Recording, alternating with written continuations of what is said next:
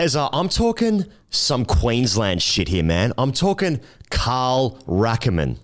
I'm talking the big banana. I'm talking Roy. I'm talking Alan Border. I'm talking all the greats. And I'm talking the Gabba test match.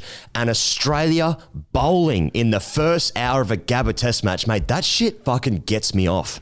This is the real stuff. Yeah. This is the real stuff right now. Does it make you feel good to be back in Queensland? Mate, 100%. And, I know you went to Rufus last night, so Carl Rackerman might have been right up your alley there. But I want to hand it over to... That's one of the characters I was playing last night. G'day, I'm Carl Rackerman. Many of us have been there. But I actually want to hand over to a listener, Jay, who wrote in saying, Gabba Hughes, canary splotches, intermittent cuts to tradesmen spectating from balconies as they work on neighbouring developments, the Adam Bant of a deck... Echoes of executive papergate reverberate off 4X decals. Towels, safety, roosters. Went to type faff and it autocorrects to dad. And like that, I thought that was as good as a fucking preview of this series as you could ask for. You've got Doss on Channel 7, who's taken a very strong lead in Channel 7 commentary all of a sudden. Is he the main commentator? Has he nudged ahead of Ricky Ponting? Because he seems to be, he's fucking me in the face on TV. What I wouldn't give, and I have given. Mate, I tweeted this earlier, but I love listening to Doss explain Gabba minutiae. Thatchy grass, soft grass, everything's, but it will brown up later. Lengths, overheads, the tinge of it. It's like the Gabba's a riddle, like on the one hand, someone can say to you, like, it's absolutely decking about everywhere. That's moved too much. And like 5 seconds later, someone will go very true surface. I feel like I'm getting fucking gaslit every time I'm hearing someone talk about the Gabba, very green, but very hard underneath. Value for your shots if you get forward, doing way too much to be able to play positively. Got to play positively at the Gabba, but you're going to be 4 down at minimum. It's like, I just can't compute. And I like that. I like that. Like Queenslanders will just explain it with reddened faces. You can't work it out if that's sun or alcohol or both. But they get it. You don't. And Australia normally wins at the end of it. So that's how I feel. And then on top of that, he goes, it's fucking South Africa. It's Springfield, Shelbyville. I liked that the wicket was green. Green's more evocative than the cream of a flat deck. Like everything with South Africa is about emotion. They fucking whisper to our alpha demons. So I was up and about for the start of this game at my son Ted's swimming lesson, but nevertheless up and about. What were you doing? Just fucking pacing around like fucking Ariane Titmus's coach, just fucking walking around, just fucking up and about when fucking Greeny's just decking a few away, right. Just fucking. I was escorted from the premises, but that's just how it all makes me feel. I saw someone supporting in a Wallabies jersey, even just going over east and, getting into some more rugby league territory. League union, the stuff I grew up with. There's a safety. That's the word we're looking for, of course. Yeah. And Australia bowled shit, but they delivered with wickets. Yeah, a couple of catches. And also one of the great things about the Gabba Pez, if it seams, it spins. And Nathan Lyon chipping in there. He loves bowling. He loves bowling at the Gabba, and of course the King did as well. So that means that this is the perfect cricket wicket. You can say whatever you want. It fits into whatever narrative you need. Ball's going through the chest, slip spacing. Keepers taking catches with the fingers pointing to the sky. It's all fucking good to go. Slow I'm motions. fucking rock hard for this. It's like slow motions of Alex Carey's reaction, taking one above his chest with fingers pointing up. I feel like they really dialed up the Queensland stuff this morning too, and I was here for it. Like I heard, like at one point, I actually got this quoted down. It's there. I think it was JL. There's Haydos. Look at him. The Mayor of Brisbane. Look at him. Yeah, look at him. Yeah, have a look at him. And then I had to flick over to Fox for my son's swimming lesson, and so because I was on the the digital, and I was watching on my mobile, and they introduced AB. Like Alan Board hadn't been on the commentary, and it's like, oh, here's AB, he's the mayor. It's just about the Mayor of Brisbane these days. Like everyone's the fucking Mayor of Brisbane now. At least fucking keys to the city. Exactly. I can't remember which network this one was, but it was like they were just talking about South Africa, and it was like there's like the Gen X guys were fucking frothing on this whole thing. Like it's there's some big men there, big fast test bowlers, green wicket. Like people who just talk. like search terms. It was just talking in search terms. Yeah. And it was perfect. It was perfect. Oriental escort, where get?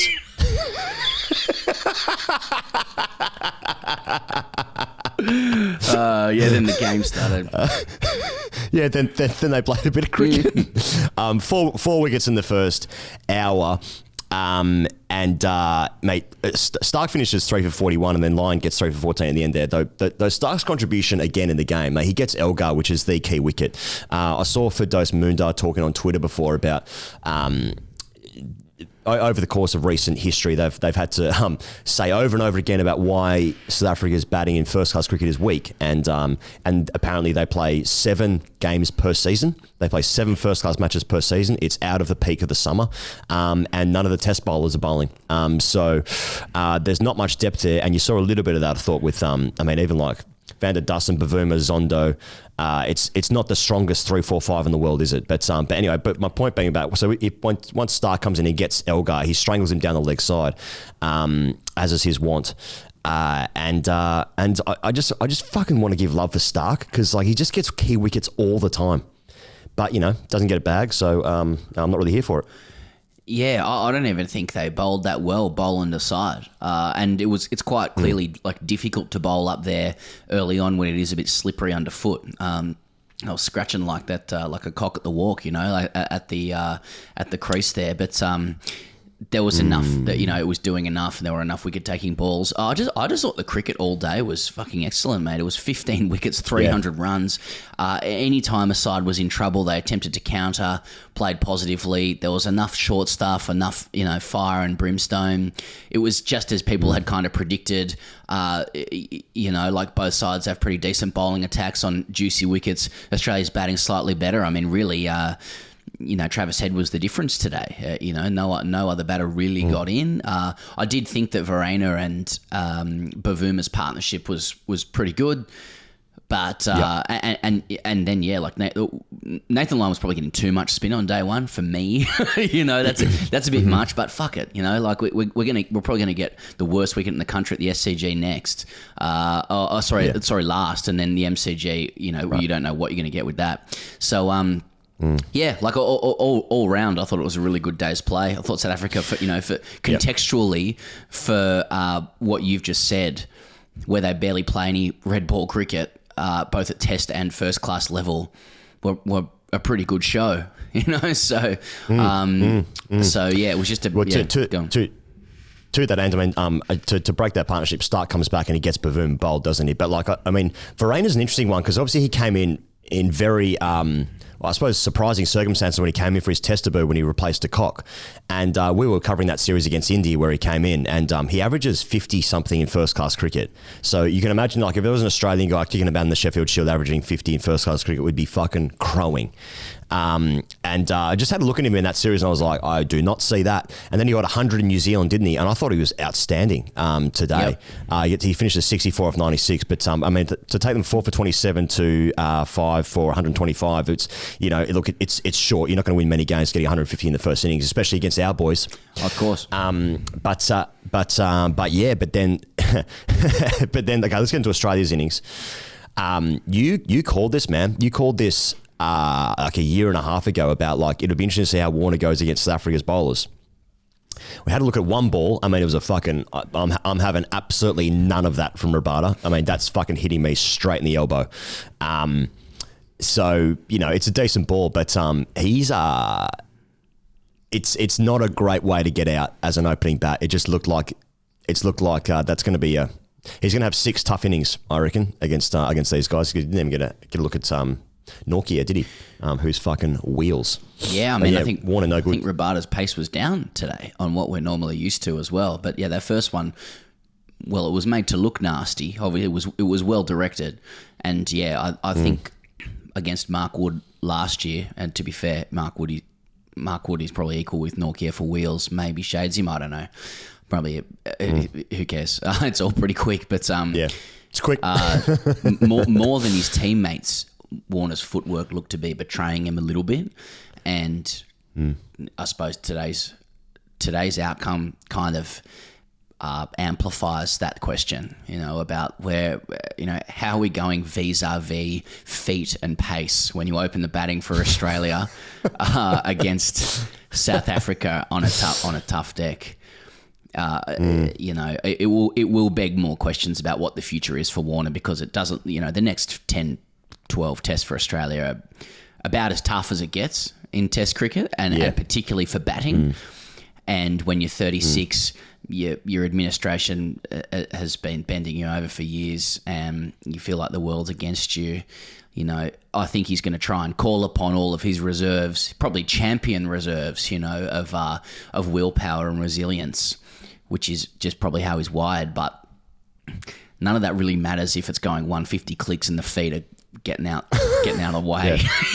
So blokes are trying to hit you in the head. But it's good. I just think it'll be interesting to watch, and he probably will get some flat. I don't know what the MCG will throw up, because last year it was honking, but before that it's been dead. So the SCG is pretty flat. So who knows? But yeah, pretty concerning. I would have thought. Okay, let's give some love to the bin lid here, because if there's anyone who's taken RonBall into the 21st century, Travis Head's doing some baseball stuff, like he's counter-attacking in all of his innings, really. He scores 50 off about 47, 48 balls here today, finishes 78 of 77 red. It's I don't know if I ever thought that Travis Head had these gears. Like when he's been the side. I don't know how many tests he's played. He must have played about 25 30? tests, something like that. He's played the same number as Manus. Okay, yeah, right, okay. And like he's always been, he's been anointed for a little while, and they've wanted him. But I didn't see that. The way he's batting, he could have a test career averaging in the high 40s. I mean, he's in fucking red hot nick, and he's got shots all around the ground. Remember when he was like coming to the test side maybe 3 or 4 years ago, he was getting out cutting all the time. He was cutting everything, and he was getting caught down at like third man and gully and point. But he's controlling those shots now, and he's driving, and he's got a little more leg side play now as well. And he's obviously just in fucking sublime nick. He averages over 100 at the Gabba. I saw some stats there before. But just the counter-attacking nature of his play is fucking awesome. And he has a nice partnership here with Smith, who was he slowed down in the end, but he was going a nice clip as well. But the bin lid, it's an asset. It's an asset for RonBall. I think it's his best innings of the summer as well. Like, given the quality of the bowling, some of his shots are just fucking scintillating to watch.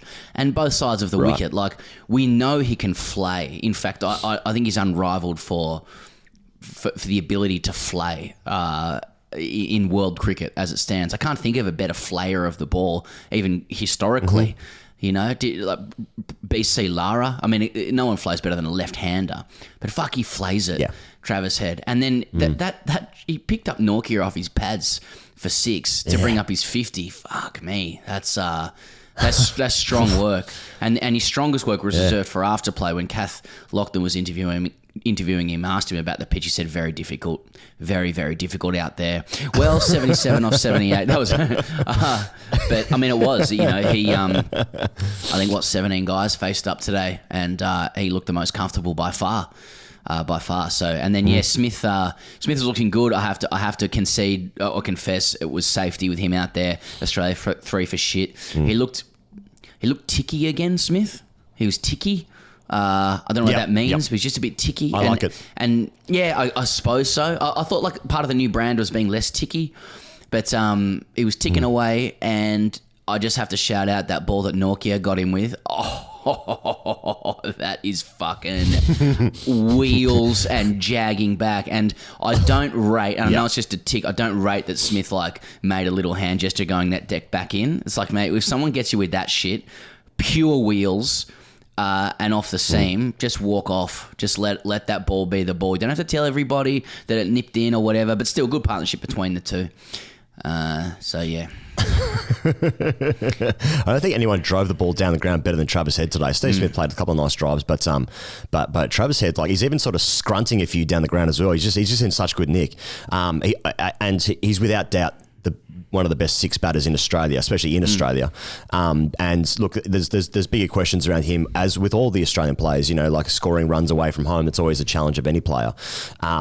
No runs in Sri Lanka, no runs in Pakistan for the bin lid, and obviously India to come is a big one. But fuck, I'm going to just enjoy Travis Head in Australia, and I don't really care what that means for anything else because it's just fucking so good to watch. All right, let's get into hashtag RCGC. Yeah, no worries. And look, just quickly, good finish by South Africa as well. They're it's a fun, great game. Balls deep in this. Okay, so I just wrote bin lid ball, bowl, recording the day one review shortly. Any thoughts? So here are the replies from Rumptious Rooty. Bazball deserves daily vids. Okay, I can 2 places at once. No worries. Luke writes, Gabba test equals summer. Cover every game. Yeah. Do everything that I want. Gabba test equals summer equals safety. Yep. Dan Crowley wrote Travball. Ashish Agarwal wrote, living in a gangster's paradise. Feat Scotty B. Here we go again. Feat Travis Head. All good.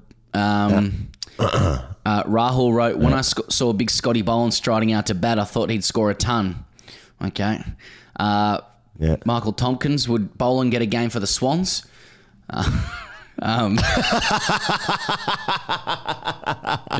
If Scott Boland was an AFL team, which team would he be?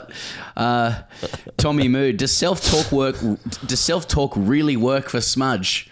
I just think leave him be, let him do what he's got to do. A-Man wrote, how high do you think pitch curators were when they decided to give this green mamba to these fast bowlers? In other words, why do you think he hates batters? Mate, I'm good for it. We know by now cricket is at its best when ball is on top of bat. It allows batters to shine if they're good enough. Well, unless it's spinning too much. Oh, yeah. Sorry, we need the ball rotating backwards at pace. But if it's spin... That is actually that's untruthful. That's actually against God. Yeah, that's lies. I saw Sean Dyche wrote, "Why is darts better than cricket?" So that's good. Don't think that's the actual Sean Dyche. But just gonna comment that on a cricket account. So just pops up on my feed a bit more, get the algorithm going. But type that in, get that going. Shame the pitch was too green at the start. Whoever had batted first had big disadvantage. Maybe. I'll tell you what, Akamo's he's kissed on the dick vis-a-vis tosses. He's won 4 straight. So if Australia win, then he's still going to have that question hanging over his head. Now he's got to do it after losing a toss. He must win in every today, scenario. Cummins, he's allowed to do that from time to time, but I thought he was unders for what he normally tosses up. But then he brought on Scott Boland, who was just fucking pinpoint. I got to tell you, I'm really enjoying the combination of Howie on comms when Boland's taking wickets. I'm actually genuinely really enjoying that. He's good for a call, Howie, when Boland's on, and I like it. All right, well, mate, the most important thing is that this is a fucking great test match. It's a great day of cricket. It's Gabba, it's vibes, it's fucking DOS, it's Carl Rackerman, it's the big banana, it's whatever you need.